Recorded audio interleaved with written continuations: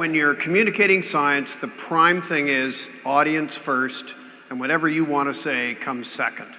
So, in that light and in that spirit, my experience is that when you talk to people about Alzheimer's, they have three questions. First one is always, am I going to get it? The second is, if it looks like I'm likely to get it, what can I do to lower that risk? And the third question is, if that doesn't work and I do get it, what are the prospects? So I'm going to deal with each of those questions in turn, but I think it's really important to get a sense of the history of not only Alzheimer's, but how we think about aging. It sets the scene for where we are right now in 2015. The way we think about aging today is very different from the way people thought about aging 160 years ago. At that time, religion, and I'm not saying it's not important today, but religion was what everybody looked to when they were getting older. And the goal, in fact, was to live a healthy spiritual life, and when you leave the mortal life, you enter heaven. And if you were anxious to lead a healthy life up until the time you died, then leading a moral life was advised to be the thing that you do. Today, very different. If we get ill in late life, we appeal. Many people still appeal to God, but a large percentage of us appeal to medicine. So it's been a dramatic change. Now that's 1842. I want to show you something else about the 1840s that I'll return to in a minute. And that's this graph. It's an extraordinary graph because what it shows is as time passes, I don't need a laser pointer, I'll just do this. 1850 here up to the present on the horizontal axis, life expectancy in years on the vertical axis. In the 1850s, life expectancy, well, first of all, it wasn't being recorded in many countries, but in Sweden and Japan it was. It was in the mid-40s. Now in the countries with the highest rate, it's in the mid to late 80s. But here's the extraordinary thing. Life expectancy in humans has risen 1 year for every 4 years that pass ever since the 1840s. Now, we've all heard, of course, life expectancy went up when infant mortality was reduced, or maternal mortality at birth, or with the advent of antibiotics. And indeed, that's true. All of those things increase the likelihood that you would get through the first 5 years of life and live longer. But in the last 20 years, life expectancy is increasing at the upper end as well.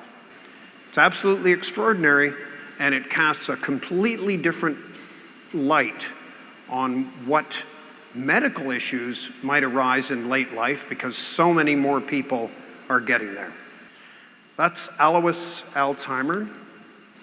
He was a really interesting guy because he was both a scientist who worked at the lab bench looking in the microscope, but he was also a psychologist and a neurologist, and he interviewed patients. This was one of his first patients, a woman named Auguste de Terre. Came to him, he was practicing in Germany. She came to him when she was 51 years old. She was clearly demented. You can actually read, still today, his interviews with her, and they're heartbreaking. She really didn't even know where she was. She died about 5 years after he first saw her. By then, he had moved from Frankfurt to Munich, but he did a very smart thing. He asked that her brain be sent to him in Munich so that he could examine it. He did what is still done today, took the brain, put it in preservative, sliced it very thinly, and then looked at it under the microscope. And this is what he saw. There are objects in there that you wouldn't normally see in any human brain. There's one there, there's another there, and a third over there. Aggregates, junk that seems to have collected in her brain. He called those plaques. But that wasn't the only unusual thing in Auguste Terre's brain. Although, before I get to that, there's a modern image of a plaque, and you can see that these aren't necessarily haphazard accumulations of material in the brain, that they're actually quite complex. But there's Auguste's brain again. There were other things there at the bottom, look a bit like tadpoles or candle flames. There's another one, and there's another. He called those tangles. So there were three things that characterized her brain. And this is 1906. Her brain had shrunk. She had plaques, she had tangles, and she was demented. Alzheimer saw one more patient like this, and then he published his results. And he made the points that I just made and was ignored. So here's something quite striking. That was 1906. What is the definitive diagnosis of Alzheimer's in 2015? The presence in the brain after death of plaques and tangles. So Alzheimer had it exactly right. And yet, from 1906, when he first publicized this, till practically the mid-70s, nobody took any notice of it, or virtually no notice. This is really important because I think this led to, well, first of all, it created a huge delay in acknowledging that Alzheimer's is actually a disease, and it's an important disease, and it underlies 75% of people who have dementia. So why didn't people pay attention to this? For one thing, the two patients that he wrote about were relatively young. I said Auguste Terre was 51 years old. That is young for Alzheimer's disease. Second point was, there weren't very many people getting it. You know, it's an epidemic today. 700,000 Canadians have Alzheimer's. That's predicted to be 1.5 million by the year 2031. But populations were much smaller in Alzheimer's time. The number of people reaching the susceptible age of 65 and over was correspondingly small, because in 1906, many people were dying of heart disease and cancer before they ever got to that age. So there wasn't that huge patient population that doctors would take notice of. Thirdly, it was just assumed that becoming a little bit forgetful and disorganized was part of normal aging. This is probably the most stunning graph I've ever seen in science. This represents the number of people living to 100 years old in only two countries, Sweden and Japan. And by 1950, right here, there was a sprinkling. And then by 2000, the numbers are almost rising vertically on the graph. Last time I looked, in the world, there were more than 60 people over the age of 110. This just didn't happen 100 or 150 years ago. A guy named Robert Katzman wrote an editorial in Neurology in 1976, and he said, this is not normal aging, this is a disease, and until we take that seriously, it's just going to get worse, and we have to do something about it.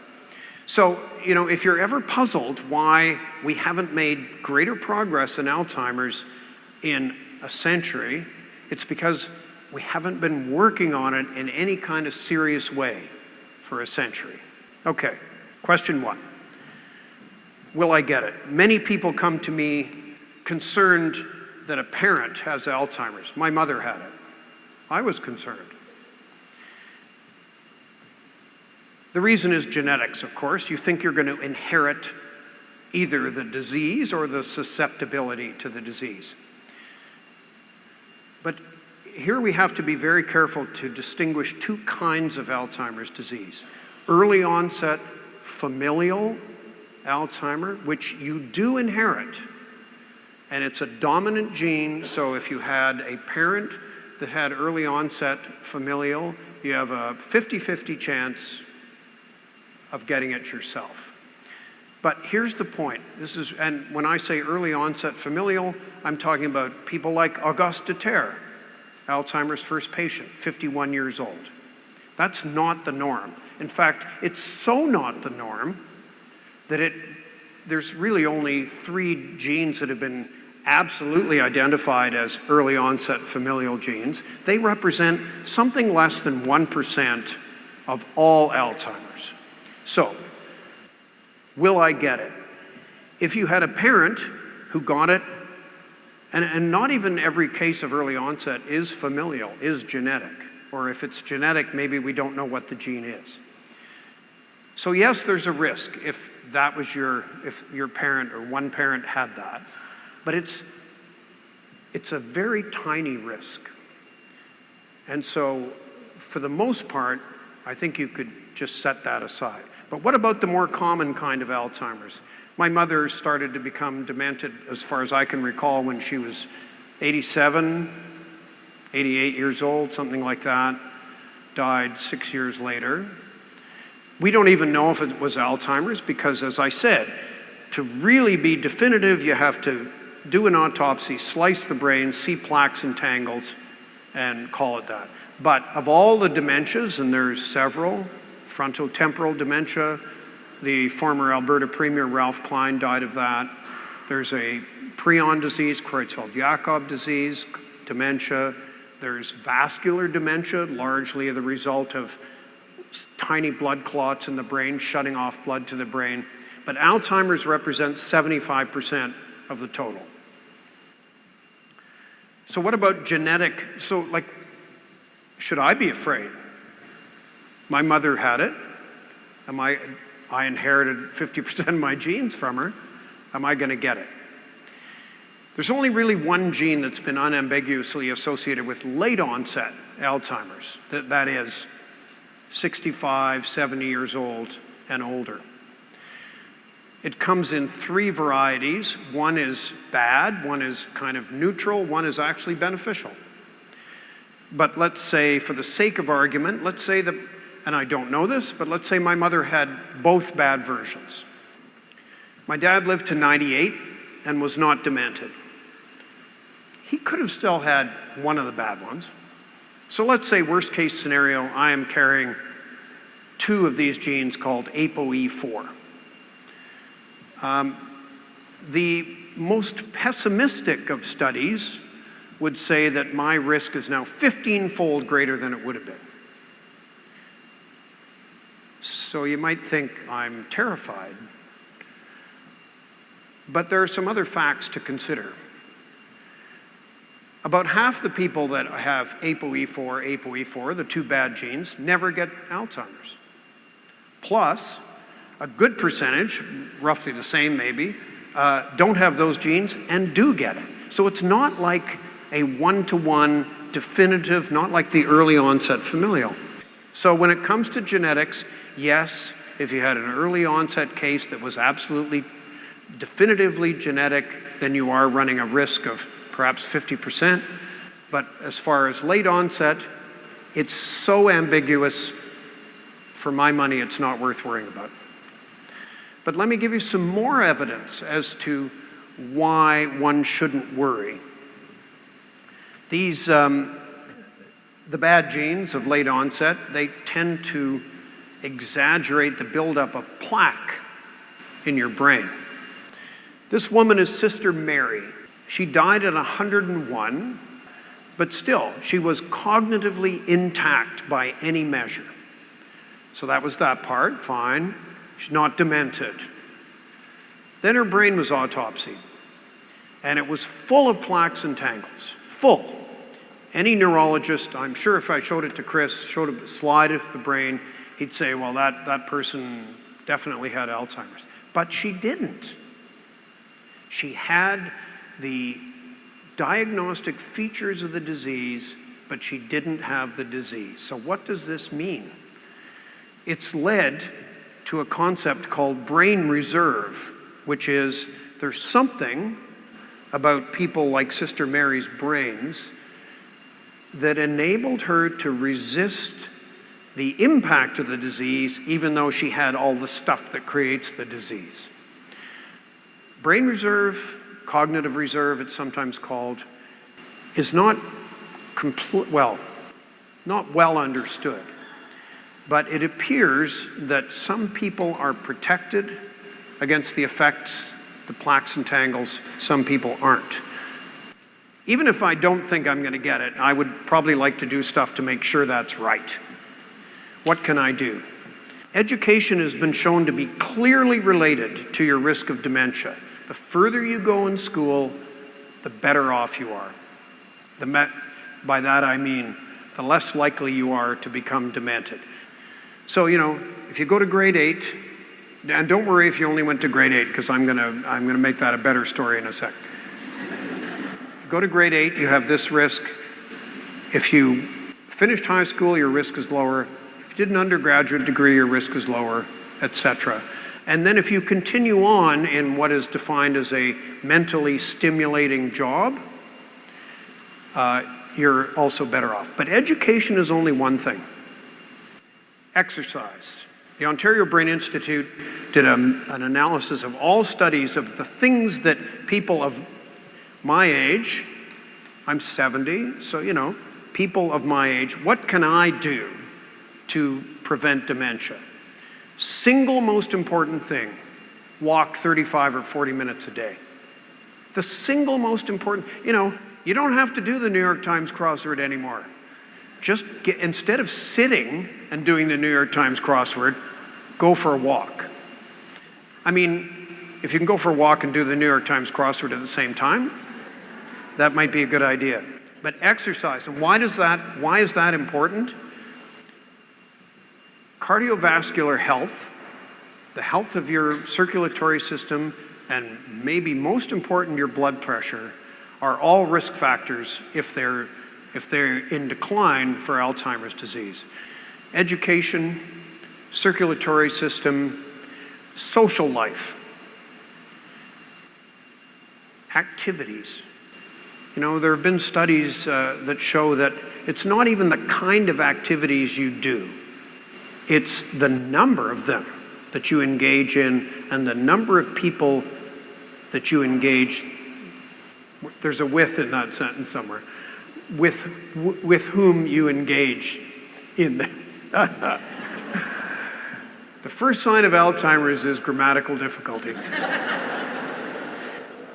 So, and then you get down to some really specific ones that are interesting. So one that embarrassed me was people that watch a lot of TV. I did spend years generating the kind of TV that people watch, were more likely to become demented.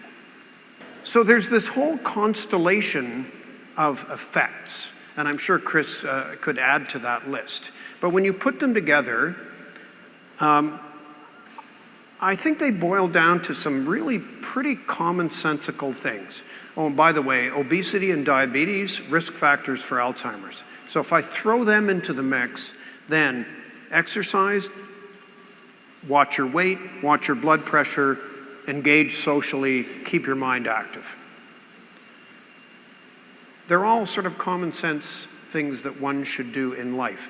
And my perspective is, and there might be doctors that don't agree with me, but I would just throw the genetics in with that mix and shake it all up, and whatever comes out, whatever is your constellation of things, it will determine whatever your risk is. And I have to say, you have to be a little bit cautious about this because it's not yet possible to create a list of things that you do and your physical characteristics and say, okay, your risk is this. There are physically active people that become demented, there are mentally active people, there are people that do both that become demented, but the trends are that.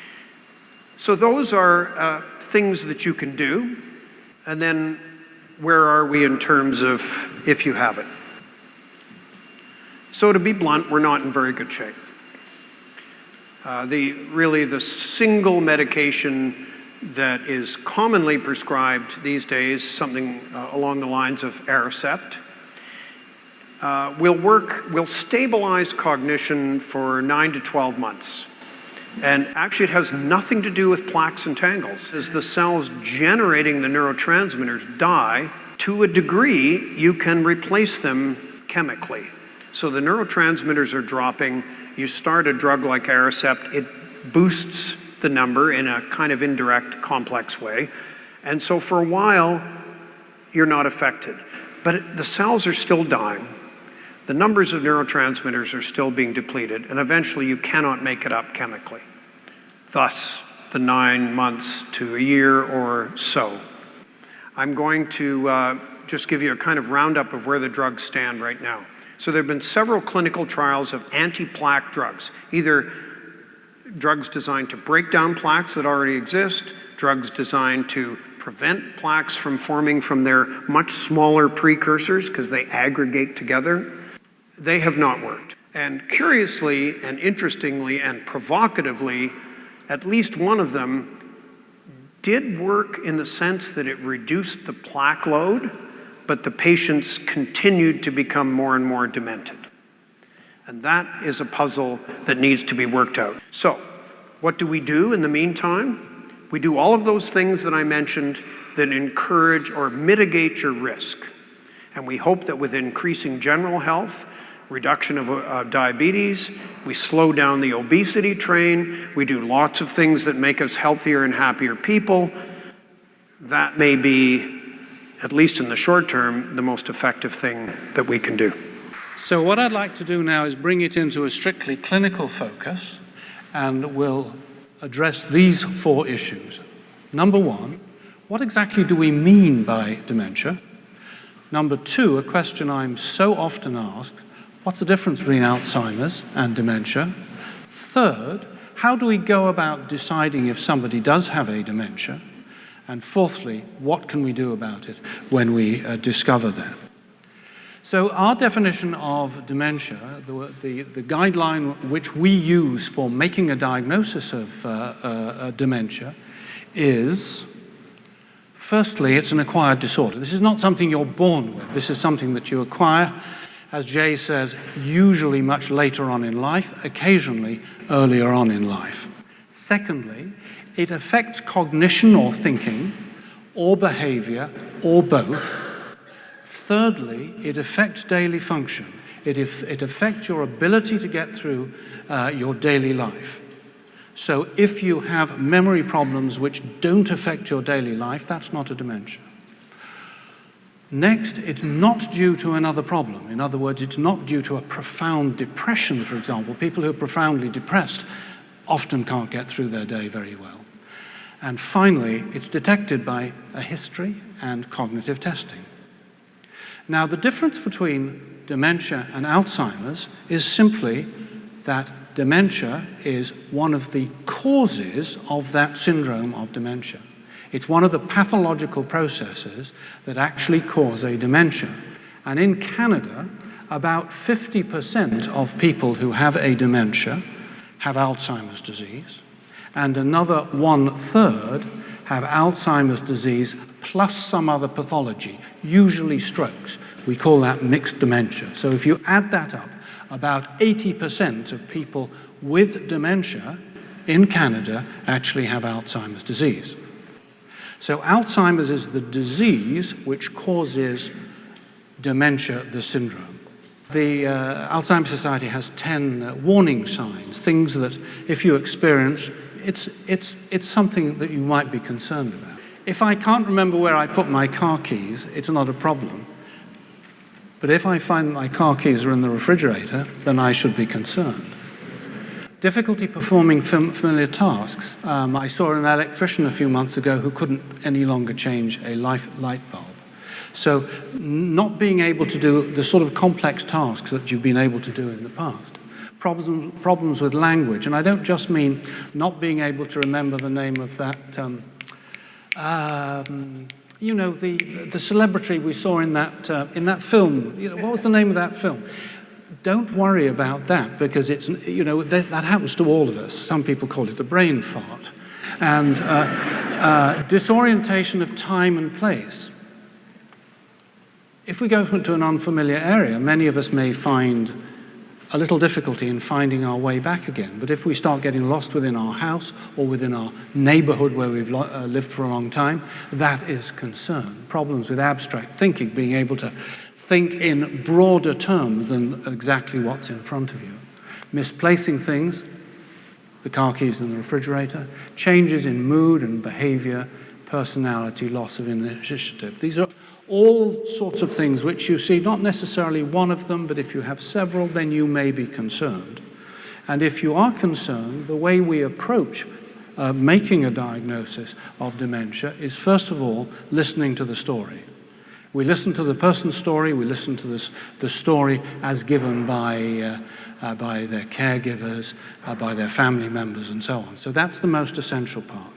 We perform a physical examination to see if there's any evidence of a disease that might mimic a dementia. We perform a neurological examination to see if there's any evidence that might suggest strokes or some other disease. And then we perform cognitive testing. And the cognitive testing includes things like memory, language, orientation, abstract thinking, visual, spatial, executive function. And if we find there are significant deficits in more than 2 of those domains, then we realize there's a problem that is likely a dementia. So when we've made a diagnosis, what can we do about it? Well, basically it falls into 3 general areas. First of all, education. And we've been treated to a marvelous educational experience about the disease of Alzheimer's tonight. So understanding the disease, understanding what's going to happen to that person over time is extremely important. Learning how to deal with some of the behaviors that might evolve as the disease progresses. So that's the first part, and that's by far the most important part of management of individuals with dementia. Next, support. Recognizing that being a caregiver for an individual with dementia is extremely stressful. So being able to support the caregiver, looking out to make sure that if they do have stress problems, that we address those as well. Case management is a way of supporting the families through this journey. And there are various organizations, and I just cannot stress how much I appreciate the contributions of the Alzheimer's Society to education and support, and various community agencies. And of the whole management of individuals with dementia, medications really play the least part. As Jay pointed out, the cognitive enhancers are modestly effective for a fairly limited period of time, but they can have quite useful benefits.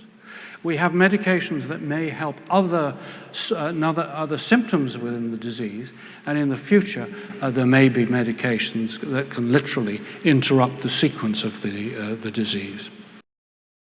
The evidence is that people with diabetes are at higher risk of Alzheimer's. I'm not sure what the ratio is, but maybe double the risk or something like that. In mice models of Alzheimer's disease, there's been a study that actually shows that the mice improve cognitively if you give them insulin. Yeah. And with regard to the risk, if you have diabetes, your risk of developing dementia is about twice that if you don't have diabetes. Certainly, management of blood sugars is important. Whether that actually changes the progression of the disease, I don't think we know, but we would suspect that it would, because appropriate management delays other vascular complications. The evidence for enhancing your memory by doing whatever those memory exercises are is not nearly as solid as the evidence for physical activity. And I think one of the reasons probably is we just don't have enough data over a long enough time. I think that, but I defer to Chris on this, I think most Alzheimer's researchers would think that that may well be true. But that sort of bleeds over into opinion rather than fact. Yeah, I agree completely. What the evidence is in earlier stages of cognitive impairment, in mild cognitive impairment, you see improvement in those domains in which you practice. In other words, if you do memory tests, it may not necessarily improve your executive function. Right. So, as Jay says, this is very early on in our understanding of cognitive rehabilitation.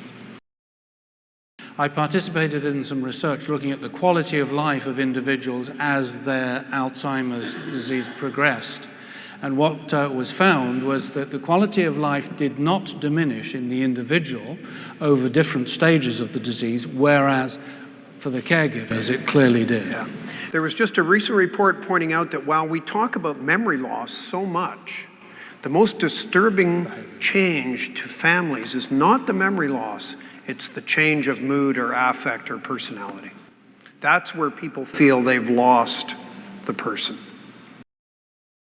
One of the things I was trying to subtly point out was that we're still early on. I mean, it's sort of horrifying that we're still early on in exploring these avenues when the numbers of people with disease are ramping up. A mindfulness / meditation impact, I mean, it does change how the brain works.